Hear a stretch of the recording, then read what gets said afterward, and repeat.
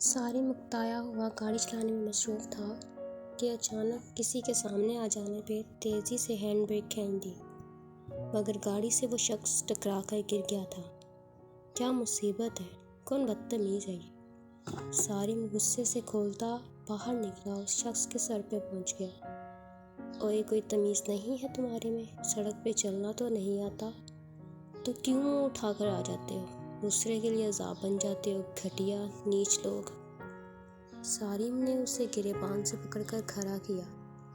سجاول نے فوراً آگے بڑھ کر اس انسان کو سہارا دیا۔ معاف کیجیے گا جناب، غلطی آپ کی تھی، میں تو درست سمت میں جا رہا تھا، آپ نے غلط سائڈ پہ گاڑی کا رخ کیا۔ سلیم نے نفاست سے اپنا گریبان سارم کے ہاتھوں سے چھڑایا اور اپنے کپڑے جھاڑنے لگا۔ تیری جرأت کیسے ہوئی میرے سامنے زبان درازی کرنے کی؟ سارم نے آؤ دیکھا نہ تھا سلیم کے چہرے پہ ایک زوردار تمانچہ جھڑ دیا۔ محترم، میرے ہاتھ بھی سلامت ہیں۔ سلیم نے دہکتی آنکھوں سے سارم کو گھورا۔ تیری اوقات کیا ہے جو میرے سامنے بکواس کر رہا ہے؟ سارم نے ایک بار پھر سے آگے قدم بڑھائے، مگر سجاول نے فوراً سے سارم کو روک لیا۔ سائی، میں کرتا ہوں بات، آپ گاڑی میں بیٹھیں۔ سجاول نے بمشکل سارم کو گاڑی میں بٹھایا اور خود سلیم کی جانب بڑھ گیا۔ سائی، معافی چاہتا ہوں، آپ ٹھیک ہو؟ سجاول نے سلیم کے کپڑے جھاڑے اور اس کی بکھری چیزوں کو سمیٹنے میں مدد کرانے لگا۔ لگتا ہے سائی آپ پہلی بار یہاں آئے ہو، پہلی بار دیکھا ہے آپ کو یہاں۔ سجاول اب چیزیں اٹھا کر سلیم کو پکڑا رہا تھا۔ ہاں جی بھائی، میں درگاہ سے آیا ہوں، راشن لینے آیا تھا، مگر یہاں تو عجیب ہی لوگ سے واسطہ پڑ گیا ہے۔ سلیم نے ایک نظر غصے سے گاڑی میں بیٹھے سارم کو دیکھا۔ اچھا، آپ درگاہ سے آئے ہو؟ درگاہ تو کافی عرصے سے خالی پڑی تھی، اسی لیے اب اس طرف کوئی نہیں جاتا، پتہ نہیں لگا۔ اب معلوم ہو گیا، میں ضرور خدمت میں حاضر ہوں گا، سجاول مسکرا کر بولا۔ ضرور، اچھا بھائی، میں انتظار کروں گا، اب چلتا ہوں، آپ سے مل کر اچھا لگا۔ سلیم نے سجاول کو گلے سے لگایا اور اپنے راستے کی جانب چل دیا۔ سجاول فوراً ہی پلٹ کر گاڑی میں آ بیٹھا۔ تم کمی لوگ ایسے لوگوں سے مل کر کافی خوش ہوتے ہو، سارم نے بدستور سخت لہجے میں کہا اور گاڑی کو آگے بڑھا دیا۔ داؤد کلف لگے گہرے رنگ کے سوٹ میں ملبوس کالی مردانہ چادر اوڑھے ہوئے شہیر و شاہزیب کی جانب بڑھ رہا تھا۔ بالوں کو جیل سے نفاست سے بنایا گیا، پاؤں میں موجود بند جوتا اپنی چمک لیے اس کے سراپے کو مکمل کر رہا تھا۔ رنگت اس کی پہلے ہی صاف تھی، مگر آج مزید نکھرا ہوا محسوس ہو رہا تھا۔ گاڑی کے پاس پہنچ کر داؤد نے شاہزیب و شہیر کو پکارا جو بت بنے اسے ہی دیکھنے میں مصروف تھے۔ کیا ہو گیا ہے؟ پہلی دفعہ دیکھا ہے مجھے؟ ایسے تو پہلی دفعہ ہی دیکھا ہے یار، تو سچ میں اتنا ڈیشنگ ہے؟ یہاں آ کر تیری حالت ایسی ہو جاتی ہے۔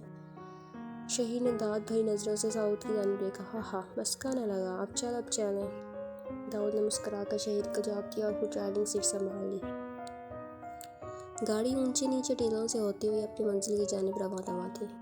داؤد نے ایک مخصوص جگہ پر لا کر گاڑی کو روکا اور خود باہر نکل گیا۔ گاڑی کی ڈگی سے شکار کے لیے مخصوص گنز نکالنے لگا۔ شہیر و شاہزیب بھی باہر نکل آئے، ادھر ادھر دیکھ نظر دوڑانے لگے۔ داؤد، جگہ تو اچھی ہے، شکار میں مزہ آئے گا۔ شاہزیب نے ایک چھوٹی پسٹل داؤد کے ہاتھ سے لی۔ ہاں، لیکن تمہیں پسٹل چلانی بھی آتی ہے کہ نہیں؟ شہیر نے شاہزیب کی جانب دیکھتے ہوئے کہا۔ آتی ہے، دیکھو ابھی دکھاتا ہوں۔ شاہزیب نے فوراً ہی پسٹل لوڈ کر لیا اور اپنے مرکز کو ڈھونڈنے لگا۔ اچانک اس کے چہرے پہ شرارت بھری مسکان آ گئی۔ اس سے پہلے داؤد اور شہیر اس کے شکار کو سمجھ پاتے، شاہزیب نے فائر کھول دیا۔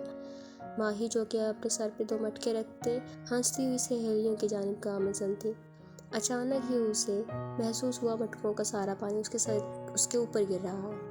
شاہزیب نے سامنے سے گزرتی ماہی کے سر پہ رکھے مٹکے کا نشانہ لیا تھا اور اوپر والا مٹکا ٹوٹنے کے بعد نیچے والا مٹکا بھی اپنا توازن قائم نہ رکھ سکا۔ ماہی کو بھگاتا ہوا زمین بوس ہو گیا۔ ماہی کو اچانک پڑی افتاد کچھ لمحے تو سمجھ نہ آئی، مگر جیسے ہی اس کی نظر قہقہے لگاتے شاہزیب کی جانب پڑی تو اسے اپنا آپ دہکتا ہوا محسوس ہوا۔ اس کے کپڑے گیلے ہونے کے باعث اس کے وجود سے چپک رہے تھے۔ ماہی وہیں ریت پہ بیٹھ کے اس کی آنکھوں سے مسلسل آنسو رواں ہو گئے۔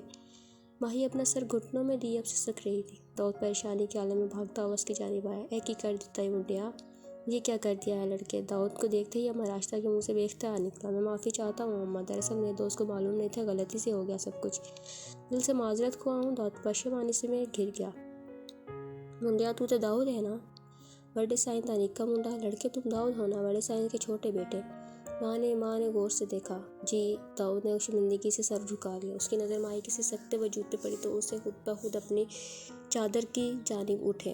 چہرہ تو عیانہ تھا مگر اس کی کلائی میں موجود سبز رنگ کا کڑا اس کے ذہن نشیں ہو گیا۔ وجہ یہی تھی کہ تمام لڑکیوں بشمول اماں کے سفید چوڑیوں سے کلائیاں بھری تھیں مگر ماہی کی کلائی میں صرف ایک سبز رنگ کا کڑا تھا جو اس کی انفرادیت کی وجہ بن گیا تھا۔ داؤد نے جھجکتے ہوئے انداز میں چادر کھول کر ماہی کے سراپے پہ اڑا دی۔ اس کا تو بڑا بھائی اتنا واہیات ہے، لڑکیوں کو دیکھتے ہی اس کے آل ٹپک جاتے ہیں۔ یہ بھی اسی کا تو بھائی ہے۔ راکھی نے دھیرے سے کرن کے کان میں سرگوشی کی جو ماہی اور داؤد سے چھپی نہ رہ سکی۔ ماہی یہ لفظ سنتے ہی سلگ کر رہ گئی، اپنا وجود چادر میں اچھے سے چھپاتے ہوئے کھڑی ہوگی۔ اس کی آنکھیں کسی دہتی بھٹی کا سمندر پیش کر رہی تھی مگر چہرہ چادر میں چھپا ہوا تھا۔ اس احسان کا شکریہ جس قدر تمہارا بھائی گھٹیا، تمہاری اس حرکت سے یہی پتہ لگتا ہے تم کم نہیں ہو اس سے۔ ماہی نے غصے سے کھولتے داؤد کو بولا، بے بنیاد الزام لگا رہی ہیں۔ میں معافی مانگ رہا ہوں، سب غلطی سے ہوا۔ داؤد نے تنے حساب کے ساتھ جواب دیا۔ اسے اپنا آپ سالم کے ساتھ ملائے جانے پہ بالکل اچھا نہ لگا۔ سجاول بھلا کو آج بتاؤں گے، یہ تمہارے چھوٹا سا جو عورت کا تماشا بنا کر اس پہ کہکے لگاتے ہیں اور تم اس کے گن گاتے تھکتے نہیں ہو۔ ایک ہی تھالی میں کھانے والے ایک ہی جیسے ہوتے ہیں۔ دیکھیے، میں معافی مانگ رہا ہوں، آپ خواہ غلط رخ دے رہی ہیں۔ داؤد نے ماہی کی آنکھوں میں دیکھتے ہوئے کہا، یہ چادر لالا کے ہاتھ واپس بھیج دوں گی۔ جتنی نفرت مجھے تمہارے بھائی سے تھی اس سے کئی گنا زیادہ تم سے ہو گئی ہے اب۔ ماہی نے ایک سخت نگاہ داؤد پہ ڈالی اور راکھی کا ہاتھ تھام کر آگے بڑھ گئی۔ میں منڈیا کوئی تے خیال کیتا کر، پتہ نہیں آج کل دے منڈیانوں کی ہو گیا ہے۔ لڑکے کچھ تو خیال کیا کرو، پتہ نہیں آج کل کے لڑکوں کو کیا ہو گیا ہے۔ اماں راستہ سر دائیں بائیں ہلاتی ان لڑکیوں کے پیچھے چلتی۔ داؤد غصے سے گاڑی تیزی سے حویلی کی جانب بھگا رہا تھا۔ داؤد یار معافی دے دے، سچ میں نہیں معلوم تھا میری اتنی سی شرارت اتنا غلط رخ اختیار کر جائے گی۔ شاہزیب نے شرمندہ سے لہجے میں کہا، یار شہیر اسے کہو فی الحال میرا دماغ مت خراب کرے، میں پہلے ہی بہت ڈسٹرب ہو چکا ہوں۔ داؤد وہ معافی مانگ تو رہا ہے، ویسے شاہزیب کم از کم یہ حرکت کرنے سے پہلے ہمیں ایک بار اپنے ارادوں سے واقف تو کر لیتے، اتنا تماشا تو نہ بنتا۔ تم نہیں جانتے یہاں کی عورتیں کس قدر پابردہ ہوتی ہیں۔ شہیر کو کافی افسوس ہو رہا تھا۔ شاہزیب تمہاری اس حرکت کا مجھے کتنا تاوان بھرنا پڑے گا یہ میں نہیں جانتا مگر اتنا ضرور واضح ہو گیا ہے، سالم لالا نے میری بھی عزت خاک میں ملا دی ہے۔ کتنی بار میں لالا سے بات کر چکا ہوں، مت کرو عورتوں کی بے حرمتی، بابا کو بولا مگر انہیں تو جیسے سمجھ ہی نہیں آتا۔ پورے گوٹ والے ہم سے نفرت کرتے ہیں، کوئی عزت نہیں دیتا، صرف ڈر اور خوف کی وجہ سے وہ خاموش ہے۔ پتہ نہیں لالا کو کب سمجھ آئے گا۔ داؤد سخت پریشانی میں گھیر گیا۔ اسی شش و پنجوں میں وہ حویلی کا پھاٹک عبور کر گیا۔ داؤد نے سائڈ پہ گاڑی کھڑا کی اور سیدھا اندر کی جانب رخ کیا۔ شہیر اور شاہزیب نے مہمان خانے کی جانب قدم بڑھا دیے۔ پھر جاؤ اور جا کر سجاول کو بلا لاؤ، اسے کہو میں بلا رہا ہوں، اور ٹھنڈے پانی کا ایک گلاس بھی بھجوا دینا، ساتھ سر درد کی کوئی ٹیبلٹ ہو تو وہ بھی۔ داؤد سر پکڑ کے صوفے پہ دراز ہو گیا۔ صحیح، سر درد کے کیا بھیجواؤں؟ یا سر درد کی کوئی گولی بھجوا دو، کوئی میڈیسن، میرا مطلب ہے دوائی بھجوا دو، داؤد نے چڑ کر جواب دیا۔ مٹھل ہلاتا باہر چلا گیا۔ سلیم درگاہ پہنچا تو بابا کو عبداللہ کو اپنا منتظر پایا۔ انہوں نے فوراً آ کے پڑھ کر اس سے تھیلا تھامنا چاہا مگر سلیم نے روک دیا۔ اب بابا میں اٹھا لوں گا، اب تکلیف مت کریں۔ بابا، ہر انسان کو اپنا بوجھ خود اٹھانا چاہیے۔ بیٹا، ہر انسان کو اپنا بوجھ خود اٹھانا چاہیے۔ جب یہاں تم میرا بھی بوجھ اٹھا لائے ہو تو آگے میرا فرض بنتا ہے تمہارا بوجھ بانٹوں۔ بابا نے نرمی سے اس کے ہاتھوں سے تھیلا لے لیا اور درگاہ کے اندرونی جانب لے جا کر ایک کونے میں رکھ دیا۔ سلیم مسکراتا ہوا اندر کی جانب بڑھ گیا۔ بابا نے مٹکے سے تازہ پانی کا گلاس اٹھوایا۔ سلیم گلاس پکڑتے ایک لمحے جیسے کھو سا کیا، کدھر کھو گئے ہو سلیم میاں؟ بابا نے کھوئے ہوئے سلیم سے کہا۔ ہاں نہیں، کہیں نہیں بابا، سلیم نے فوراً سے کہا۔ گلاس ہونٹوں سے لگا۔ سلیم میاں، ایسا بھی کیا کہ احکام الہی بھول گئے؟ سلیم جو ابھی گلاس منہ سے لگائے ہی تھا رک گیا اور الجھے ہوئے انداز میں بابا کو تکنے لگا۔ میاں بیٹھ کر پانی پیو، لگتا ہے دل پہ چوٹ لگی ہے جو کھو گئے ہو۔ بابا نے معنی خیز نظروں سے سلیم کو دیکھا اور جا کر اپنی مخصوص جگہ پہ بیٹھ گئے۔ سلیم فوراً پانی پی کر ان کے سامنے دوزانو ہو کر بیٹھ گیا۔ بابا، مجھے آپ کی بات سمجھ نہیں آئی۔ بیٹا، جب ہم مشیت الہی کے لیے اپنے قدم بڑھا دیتے ہیں تب ہمارا دل بھی اسی کے تابع ہو کر اللہ اور اس کے رسول صلی اللہ علیہ وآلہ وسلم کی اطاعت کا منبع بن جاتا ہے۔ دماغ بھی اس دل کے تابع ہو جاتا ہے۔ دماغ کبھی دل کی اطاعت نہیں کرتا، ہمیشہ ایک رقیب کی طرح دل کی مخالفت کرے گا، مگر جب دل اللہ اور اس کے رسول صلی اللہ علیہ وآلہ وسلم کے ذکر کے محور بن جائے تو دماغ بھی اس کے آگے گھٹنے ٹیکنے پہ مجبور ہو جاتا ہے، اور جب دل کے دروازے ایک نئی دستک دی جاتی ہے تو دل کا اتھل پتھل ہونا لازمی ہے۔ بابا نے سلیم کا چہرے کا بغور جائزہ لیا، جہاں سکون کی بجائے ایک بے سکونی اور بے قراری نے جگہ لے لی تھی۔ سلیم نے بے چینی سے پہلو بدلا، اسے بابا کی باتیں سمجھتے ہوئے خاصی دشواری کا سامنا پیش پڑ رہا تھا۔ اس کا دل بار بار ماہی کی چمکتی آنکھوں کی جانب متوجہ ہو جاتا، جسے وہ بتکے ہوئے گھوڑے کی طرح ہنٹر مار کر واپس مرکز پہ لگتا۔